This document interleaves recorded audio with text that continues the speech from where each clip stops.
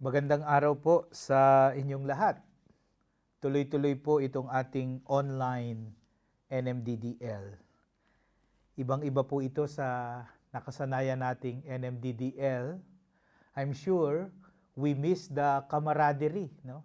Na-miss natin magkita-kita, pangalawang taon na ngayon. We miss the fellowship. Pero palagay ko, ang talagang na-miss natin yung outing, yung tour. But kidding aside, we do our best. This presentation is about the sacraments of reconciliation and anointing of the sick in the time of COVID-19. Never have I imagined that the church will be closed. Never have I imagined that the faithful will be disallowed in going to the church. Never have I imagined that the faithful will be staying at home, glued to their screens, while participating in the Eucharist. Never have I imagined that I would be celebrating the Mass in front of a cell phone. But COVID-19 did all that.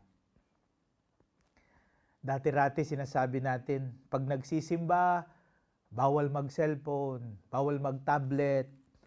Samantalang ngayon, kaya naka-tablet, kaya naka-cellphone kasi nagsisimba.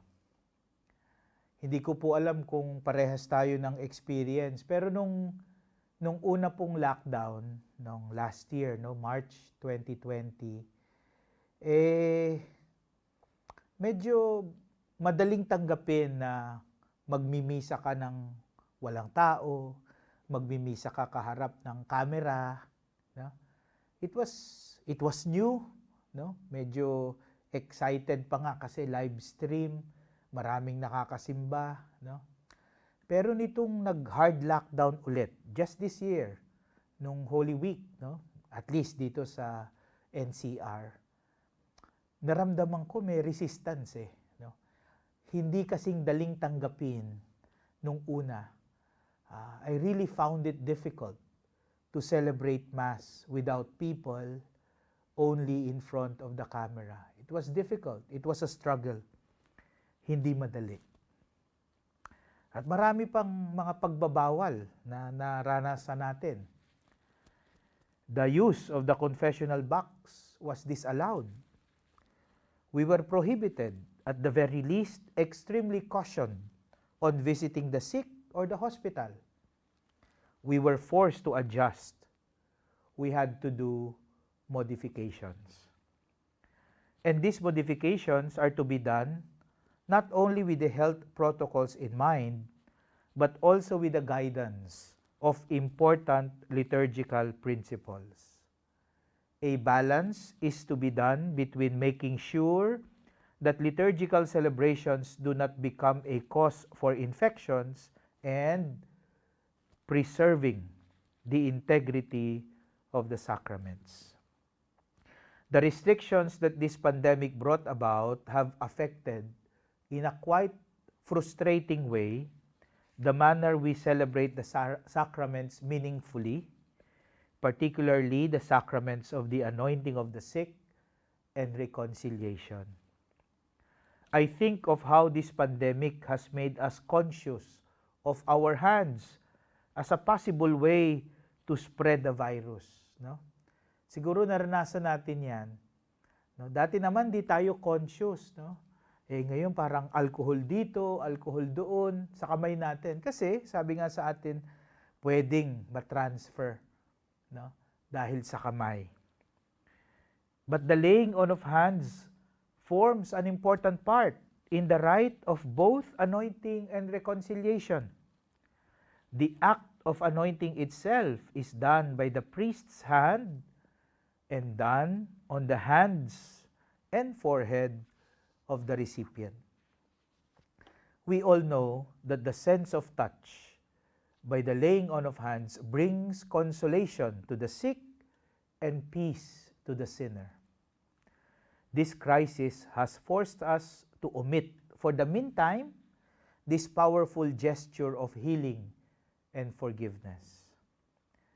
This presentation deals with what we call the sacraments of healing, the anointing of the sick, and reconciliation.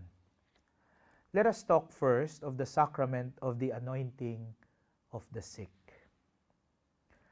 Suffering and illness have always been among the greatest problems that trouble the human spirit.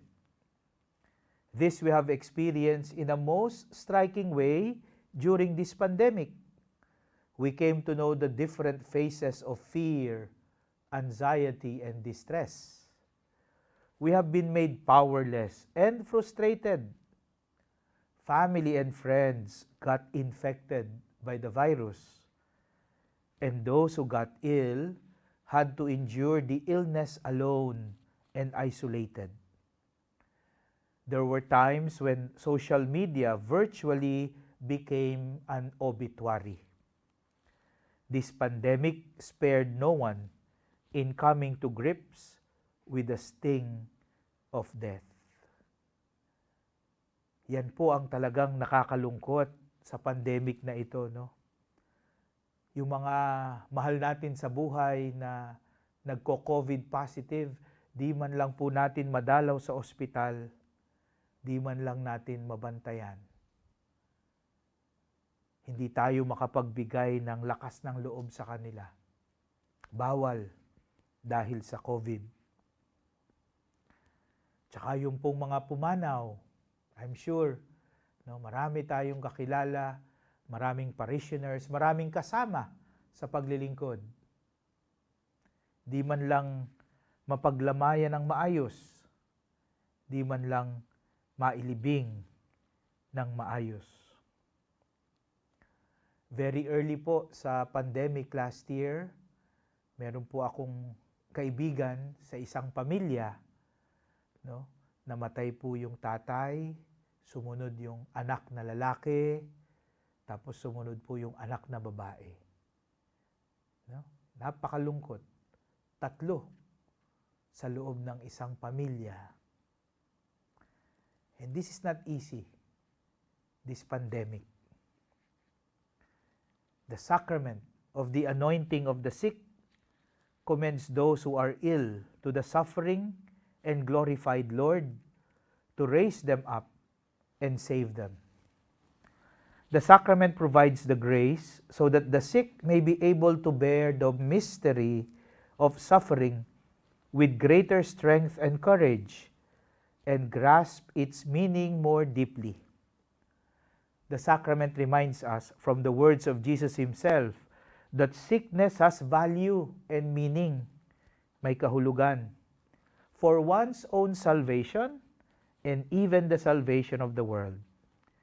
It is clear that illness is not punishment for personal sin. In this time of COVID-19, anointing of the sick seemed to have become problematic. We were worried of so many things about the sacrament, the compromised condition of the recipient, the act of anointing itself, the laying on of hands, the intimacy that usually occurs between the minister and the recipient, the poor ventilation, enclosed spaces, the number of people present, and of course, the health of the minister. We had to adjust. We had to do some modifications in order to ensure that the grace of the sacrament remains to be available to those who need them. The administration of the sacrament must be done by a priest who is physically present to the recipient. No? So, kailangan po personal, physically present. No? Anointing cannot be done online. Hindi po pwede online. The priest can offer counsel to the sick online. The priest can pray for the sick virtually. But the sacrament cannot be administered virtually. The priest must be physically present to the recipient in order to administer the sacrament. The sacrament requires that the priest pronounces the entirety of the sacramental formula and anoint the patient's body with the oil of the sick. The priest may use an instrument for anointing, like cotton balls. He may anoint the person on the forehead alone. No? So pwede pong i-omit yung anointing of the hands. Or it is also possible, no, to anoint the person in other parts of the body. The priest may not delegate the act of anointing to another person. A shorter rite is recommended, which is found as Appendix A in the pastoral care of the sick. It consists of greeting, the reading of the scriptures, prayer, the sacramental formula, the act of anointing, the apostolic pardon, the Lord's Prayer, the prayer after communion, and the concluding blessing. Because of the pandemic, we have to be clear about the specific situation of the recipient of the sacrament in order to respond appropriately. Information like whether the recipient is non-COVID or had been exposed to someone who have been infected or suspected to be infected, or COVID positive staying at home, or COVID positive staying at the hospital or other institutions. These informations are crucial in the way we prepare ourselves and administer the sacrament. We have to remind ourselves that information about COVID status are personal and must remain confidential. Announcing publicly this kind of information must come from the patients themselves or from close family members. It is clear that ministering to recipients who are non-COVID is simpler and less complicated compared to ministering to those who are COVID positive. The CBCP has issued a detailed guidelines about this matter, which is very helpful. In both cases, great care must be had in strictly following health protocols. Ministering to those who are COVID positive requires coordination with the pertinent institution or hospital. It is best to designate a team of priests, preferably young and healthy with no comorbidity, purely voluntary, fully vaccinated, and trained in strict hospital protocols. The Apostolic Penitentiary calls them as extraordinary hospital chaplains. The Church recognizes that many hospitals and institutions consider the ministry of the chaplain or chaplain equivalents as necessary for the care of the sick. The Church will never stop seeking out the sick even in times of pandemic. The adverse effects of this pandemic is not all physical, but also spiritual.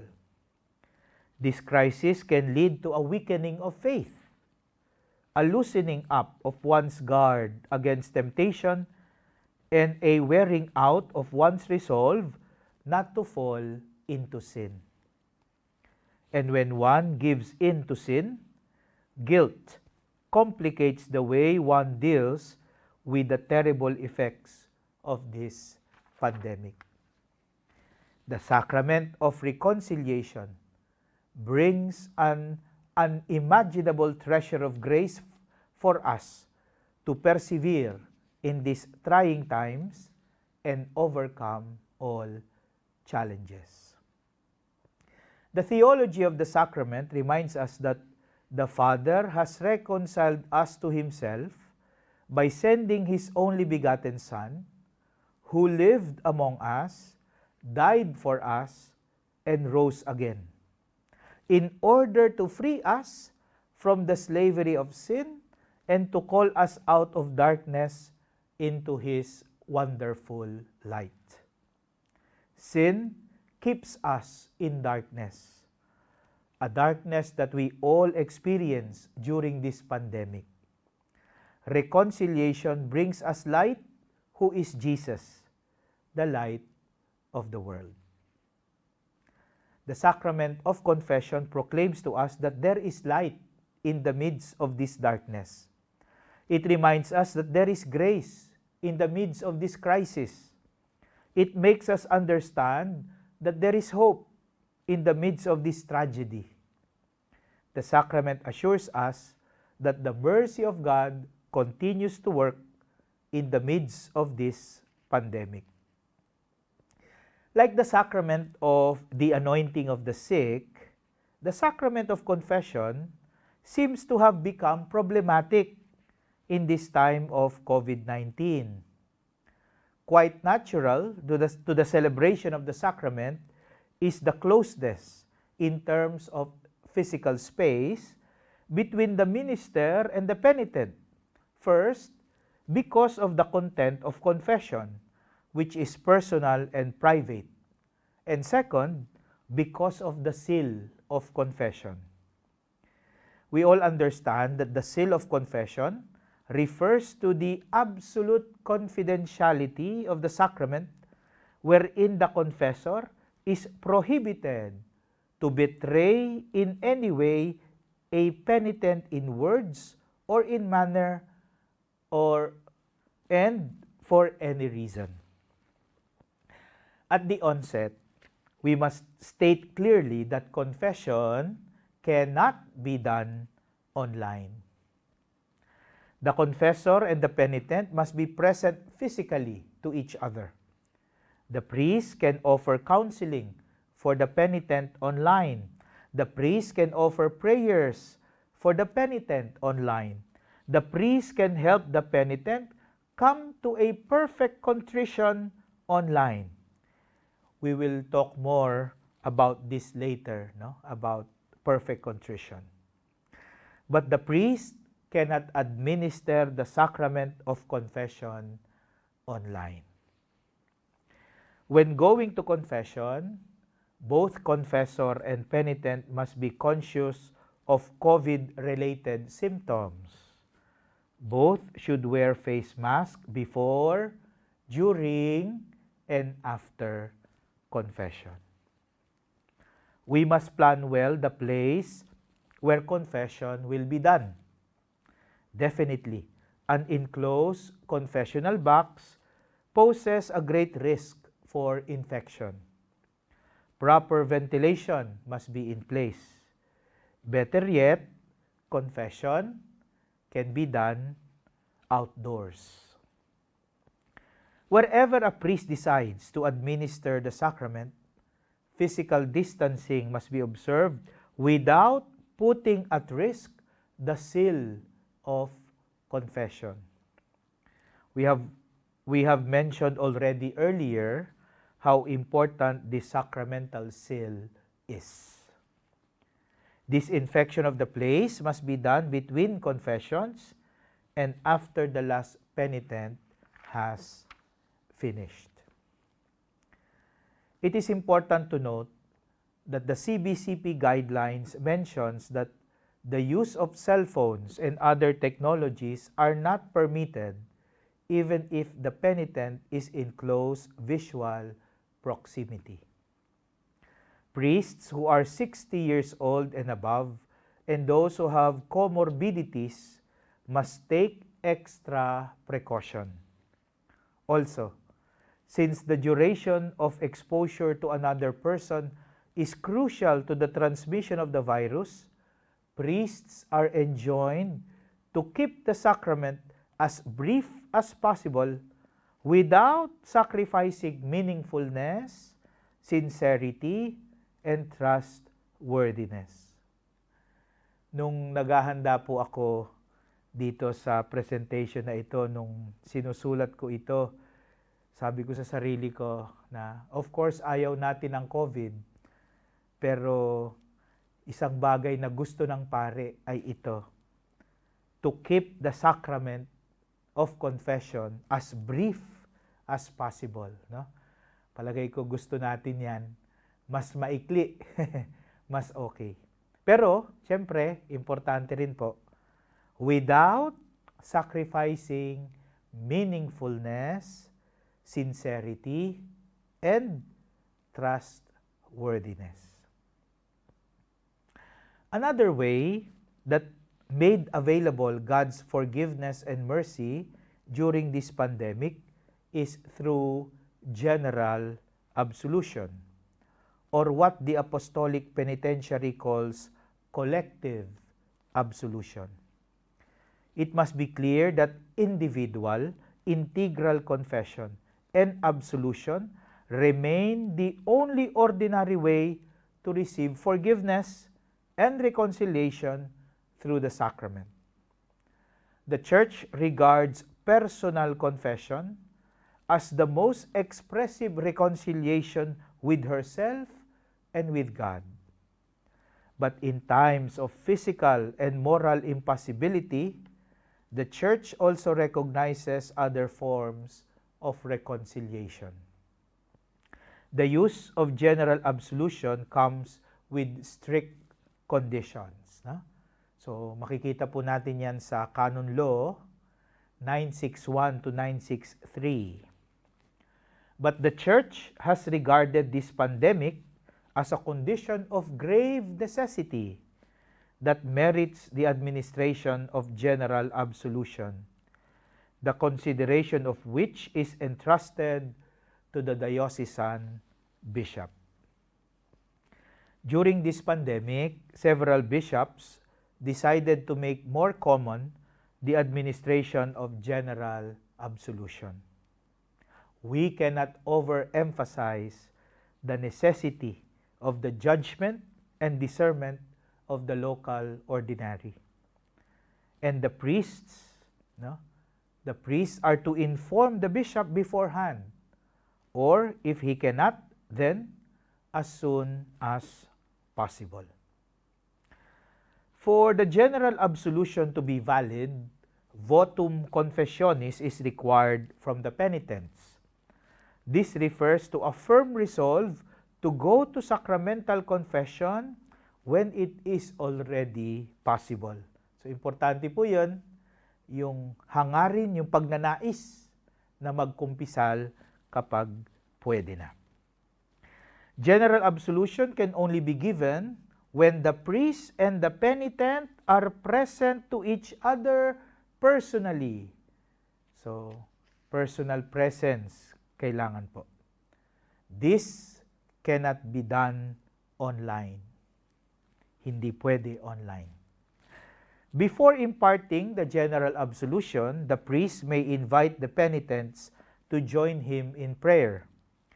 The act of contrition or other suitable prayers may be prayed.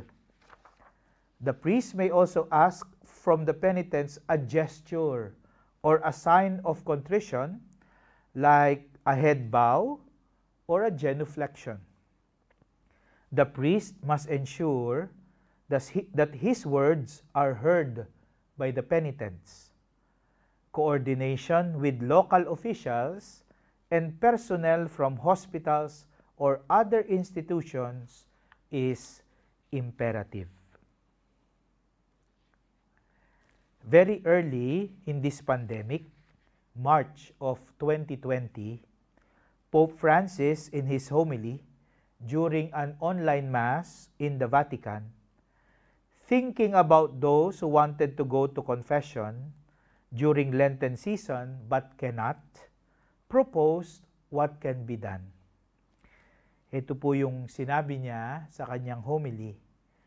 I do not know Italian, no, pero I relied on the interpreter's translation from the YouTube, no, yung habang nag-homily si Pope Francis, merong interpreter sa English, no. So I relied on that, no, which you can also find in YouTube. Ito yung sabi niya, do what the Catechism says. It is very clear. If you cannot find a priest to go to confession, speak to God. He is your Father. Tell Him the truth. Lord, I did this and this and this. Pardon me.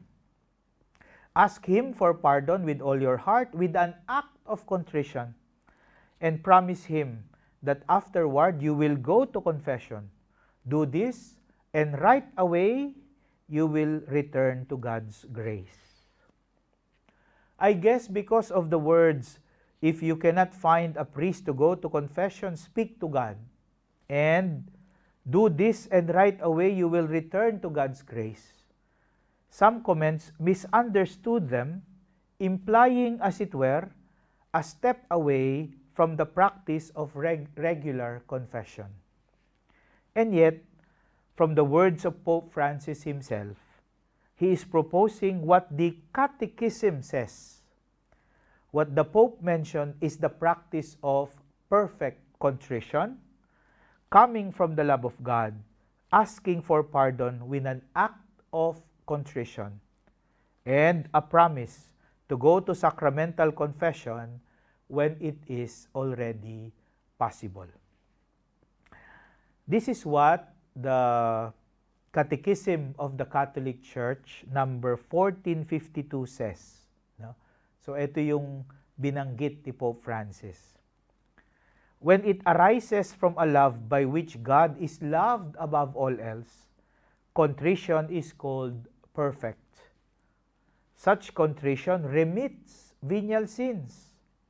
It also obtains forgiveness of mortal sins if it includes the firm resolution to have recourse to sacramental confession as soon as possible. End of quote. Perfect contrition, coupled with votus confessionis, obtains forgiveness of sins, even mortal sins. However terrible this pandemic is, we never lose hope because the mercy of the Lord continues to be available to us.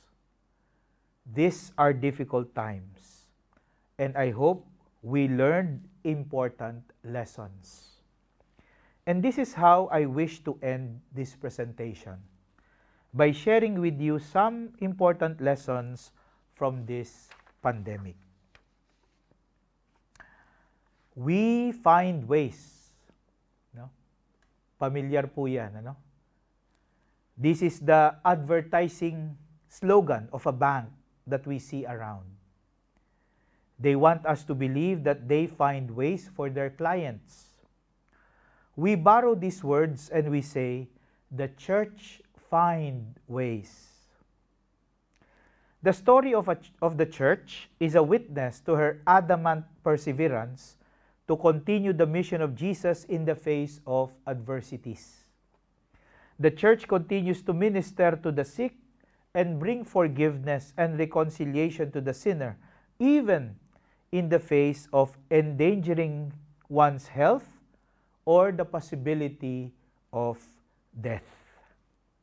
The church has endured countless plagues, diseases, and pestilence in the past, and she remained faithful to the mandate of the Lord, adjusting, adapting, and finding new ways to seek out those in need of God's mercy, healing, and peace. But these new ways that the church seeks is not an arbitrary way.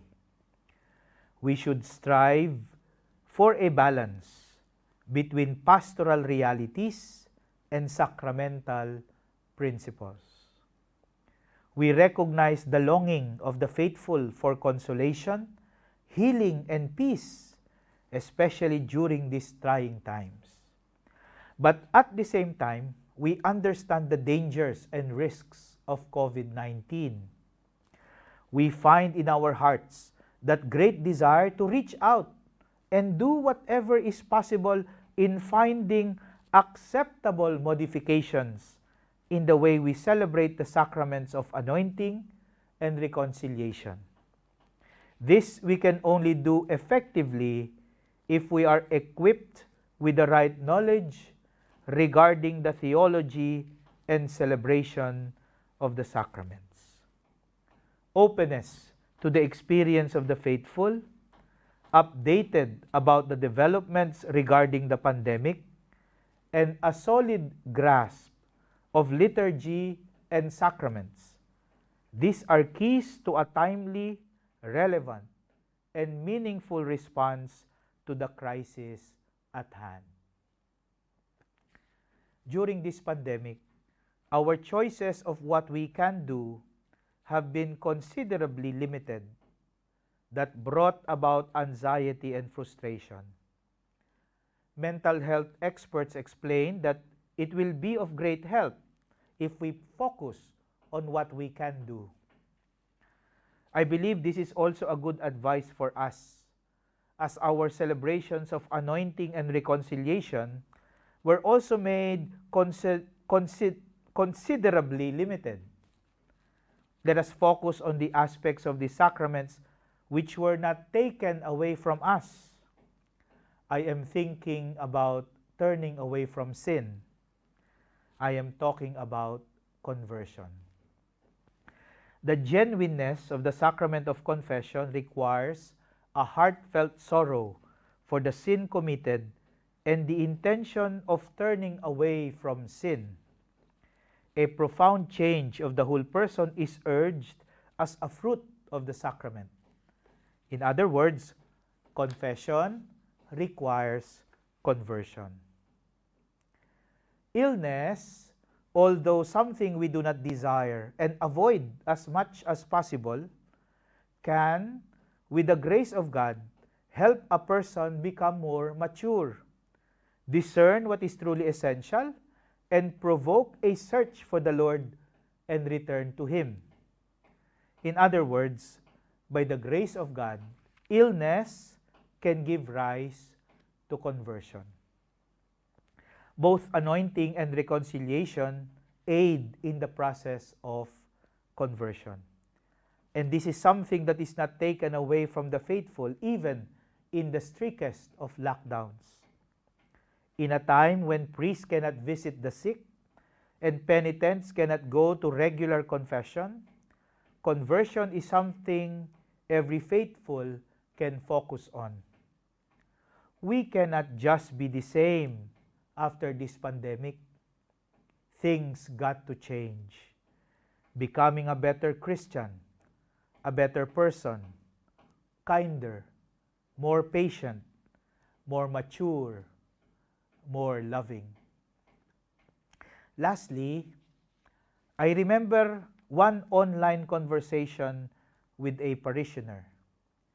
She was asking me about what Pope Francis really meant when he talked about speaking to God when going to a priest for confession was impossible because of the lockdown. This is what we quoted earlier. And so, I tried to explain about perfect contrition, about votum confessionis, and how sins can be forgiven, even mortal sins. So, she asked me to help her come to a perfect contrition. So, we prayed together online. I counseled her to examine her contrition so that it truly comes from the love of God above all things.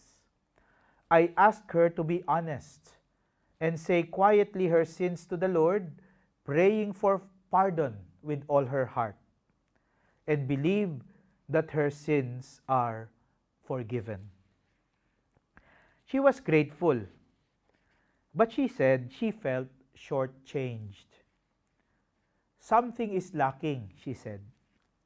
Something poignant is missing. She missed the laying on of hands. She missed the words of the absolution. She missed the assuring presence of the confessor. In other words, she missed the ritual. Her heart was telling her that her sins were forgiven, but her ears were waiting for words. Her mind was convinced that she did everything necessary, but she was looking for the action, the act of the laying on of hands, the act of kneeling, the act of being blessed with the sign of the cross. Pakiramdam niya bitin. Pakiramdam niya kulang. Because we were discouraged to come face to face, we failed to do all things we were supposed to do in celebrating the sacrament. We missed the ritual. We realized how much we need them. Words, however inspiring they were, seemed not enough. Online, however advanced, was not enough. We were looking for presence, for gestures, for action, for movement, for touch, for ambiance. Rituals are essential, and let us not take them for granted again. This pandemic is really unprecedented. This is first for us. And we tried our best to adjust. We tried our best to find new ways. May the lessons this crisis has taught us make us better lovers of the liturgy, better ministers, better penitents, a better worshiping assembly, a better church. That in all things, God may be glorified. Maraming salamat po.